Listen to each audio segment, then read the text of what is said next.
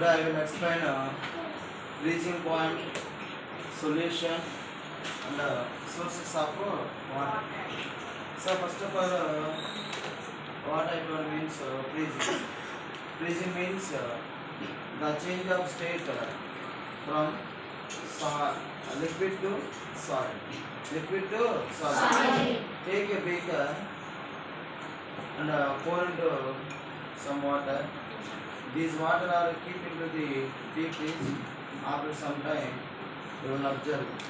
What I observe, the liquid will be converted into solid. The liquid converted into solid. So the change of state from liquid to solid. Change of state from liquid to solid is called freezing or solidification. What is that one? Solidification. That means the state convert into liquid to solid. Again, it is also called the reverse process. That means the entire solid convert into liquid by melting process. By melting process. Take and beaker and take some ice cubes. And again, we apply the heating process by using a pencil. After some time, the ice cubes are melted, converted into water. So, and the second condition is solution. What is the meaning of solution? The combination of solute and solid. The combination of solute and solid. For example, take water and salt. Take water and salt. Both are mixed very well. After some time, both are dissolved completely. We can form a solution that is called the salt solution. Here, water and salt both are two components. Higher quantity is called water, lesser quantity is called salt. So both are mixed very well. They can form a salt solution. And again, I will explain our sources of water. How many types of water will be source in nature? There are only two types. First one means surface water, and second one means underground water. How many types? Two types. What are they? Surface water, underground water. So surface water means it is only to available onto the at the surface onto the at the భూమి ఉపరితలం means లభించే water మనం ఏమంటాం surface water. Here it is available in three types. How many types?